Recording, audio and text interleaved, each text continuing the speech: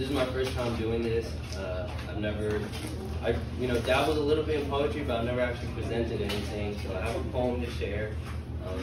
This last year of COVID is just, it's been a lot for everybody. All the time, the same thoughts going in my head. Am I doing the right things? How do I know if I'm doing the right things?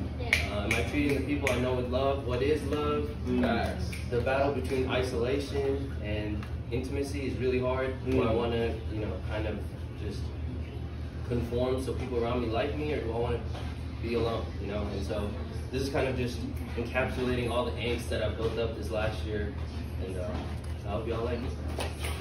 Okay. The poem's called I Choose. I've never admired the ocean until today.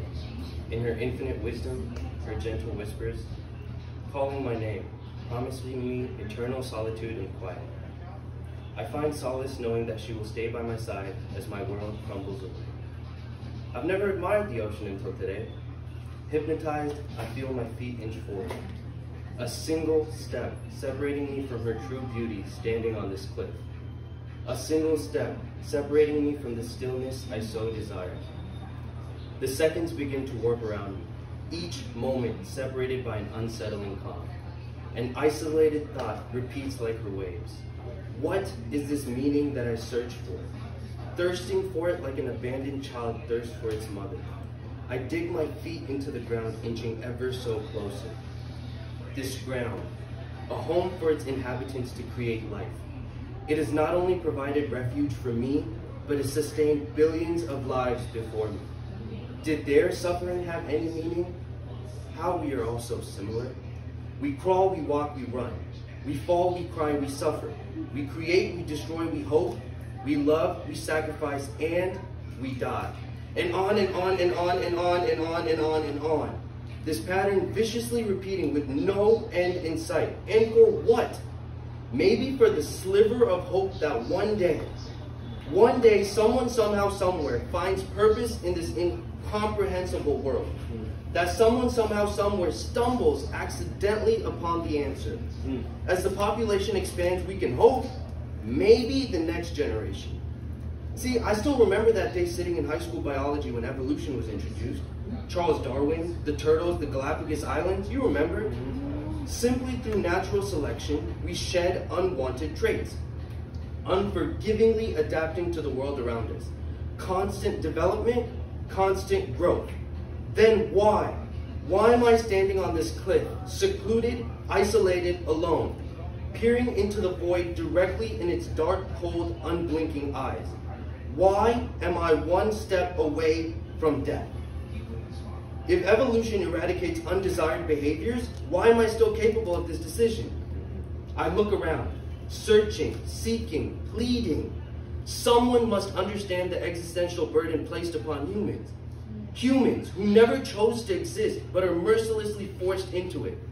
Humans who fight for some confidence that they are living morally.